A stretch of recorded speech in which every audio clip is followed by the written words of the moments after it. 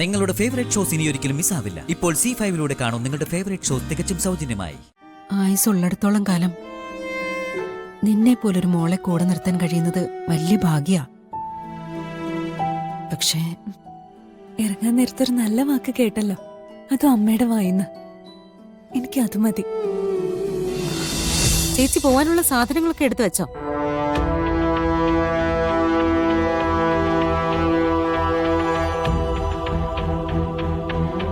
ചേച്ചി അന്ന് കാണിച്ചത് മോശമായി പോയി. അതെങ്ങനെയാ വരുണിനോടൊത്ത് പോവാൻ തോന്നിയത്? മറ്റൊരാൾ നിങ്ങളെ ഭാര്യയും ഭർത്താവുമാണെന്ന് തെറ്റിദ്ധരിക്കുമ്പോ എന്താ തിരുത്തി പറയാതിരുന്നേ? അത് നീ എന്നോട് ക്ഷമിക്കണം. എനിക്കൊരു തെറ്റുപറ്റി പോയതാ. നീ വീട്ടിലെത്തിയിട്ടുണ്ടെന്ന് കരുതിയാ നിന്നെ വിളിക്കാതിരുന്ന. പിന്നെ ഹോട്ടലിൽ കയറിയത് ഡ്രൈവ് ചെയ്തോണ്ടിരുന്നപ്പോ വരുണ് സുഖമില്ലാതായി. എന്തെങ്കിലും കഴിക്കണമെന്നും പറഞ്ഞ് വരുണ ഹോട്ടലിലേക്ക് കയറിയത്. എനിക്കൊട്ടും താല്പര്യം ഉണ്ടായിരുന്നില്ല. പക്ഷെ അതിനെ ആരോടും പറഞ്ഞിട്ട് കാര്യമില്ലല്ലോ. വരുൺ എന്നെ ഒട്ടും ഇഷ്ടമല്ല. ഞാൻ അടുത്ത് നിൽക്കുന്നതോ എന്തെങ്കിലും പറയുന്നതോ ഒന്നും താല്പര്യമില്ല. ഞാൻ അനുഭവിക്കുന്ന അവഗണന എന്താന്ന് ചേച്ചിക്ക് അറിയോ? ശരിക്കും ഞാൻ ചെയ്യേണ്ട എന്താണെന്നറിയോ ചേച്ചിക്ക്? നേരെ പോലീസ് സ്റ്റേഷനിൽ ചെന്ന് കേസ് കൊടുക്കുന്നതാ. പ്രിയങ്ക വീട്ടിൽ വന്ന് മാന്യനായി കല്യാണം ആലോചിച്ചുകൊണ്ട് വന്നിട്ട് സത്യത്തിൽ ഇപ്പൊ ഗാർഹിക പീഡനല്ലേ നടക്കുന്നത്? ആ വകുപ്പ് വെച്ച് ഞാനൊരു പരാതി കൊടുത്താലുണ്ടല്ലോ, കണിമംഗലത്തുള്ളവർ മുഴുവനും വന്ന് നിൽക്കേണ്ടി വരും.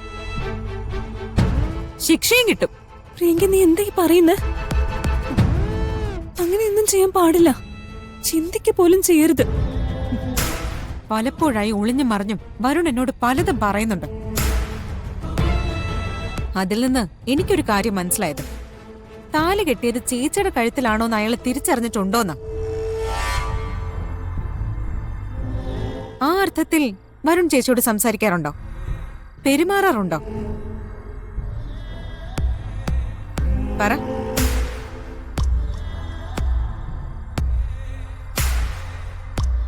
ഇല്ല, വരുൺ അങ്ങനെ ഒന്നും എന്നോട് പെരുമാറിയിട്ടില്ല. നിന്നെ സ്നേഹിക്കണമെന്ന് ഞാൻ വരുണിനോട് പറയാം. അമ്മയും അച്ഛനും എപ്പോഴും പറയാറില്ലേ, സ്വപ്നം കാണുന്ന കാര്യങ്ങളൊന്നും ജീവിതത്തിൽ അതേപടി നടക്കില്ല എന്ന്. വിവാഹകാര്യം അങ്ങനെ എപ്പോഴും. ചിലപ്പോ കുറച്ചു നാള് കഴിയുമ്പോ എല്ലാം ശരിയാവും.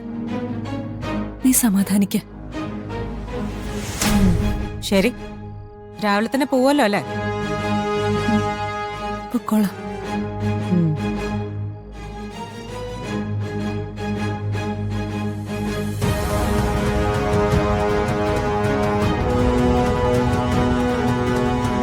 സത്യം ചെയ്യാതിരിക്കുകയോ അത് പാലിക്കാതിരിക്കുകയോ ചെയ്താൽ ഇന്ന് ഈ വീട്ടിൽ നിന്റെ അവസാനത്തെ ദിവസമാണ്. ഞാൻ അതിൽ ഒരു വിട്ടുവീഴ്ചയും ചെയ്യില്ല. സത്യം ചെയ്യടി.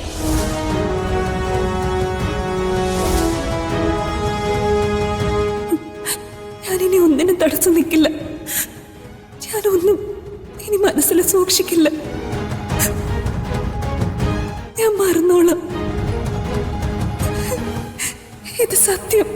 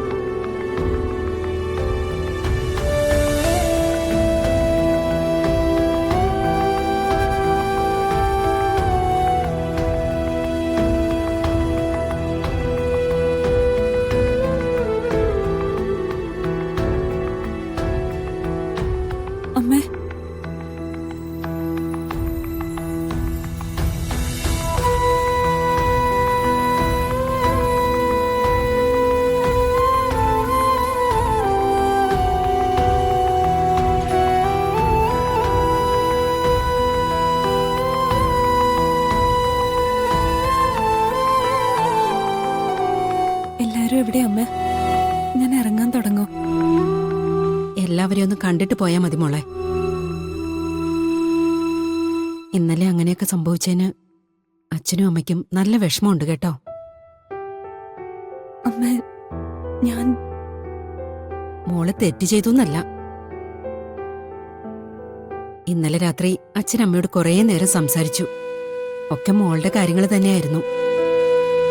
ഈ കുടുംബത്തിന്റെ കാര്യങ്ങളോടുള്ള മോളുടെ താല്പര്യം, എല്ലാവരോടുള്ള പെരുമാറ്റം, സൂര്യക്ക് ഇപ്പൊ നടക്കുന്ന ചികിത്സ, എല്ലാത്തിനും കാരണക്കാരിയായത് മോളല്ലേ.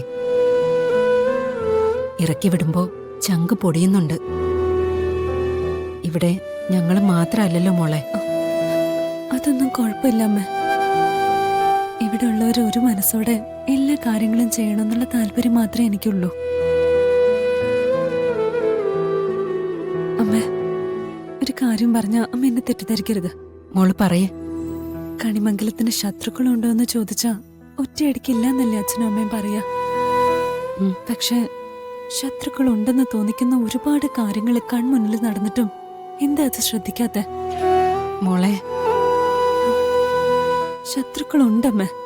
അച്ഛനും വരുണിനും ഒക്കെ ശത്രുക്കളുണ്ട്. അതാരൊക്കെയാന്നൊക്കെ മുത്തശ്ശി അമ്മയും കണ്ടുപിടിക്കണം. ഇവിടെ ആർക്കെങ്കിലും എന്തെങ്കിലുമൊക്കെ സംഭവിച്ചെന്ന് കേട്ടാ എനിക്കത് താങ്ങാൻ പറ്റില്ല. അതുകൊണ്ടാ.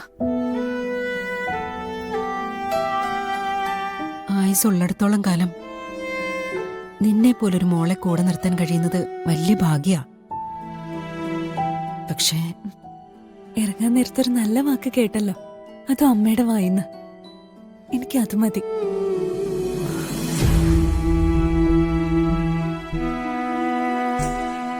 എന്താ പത്മിനി?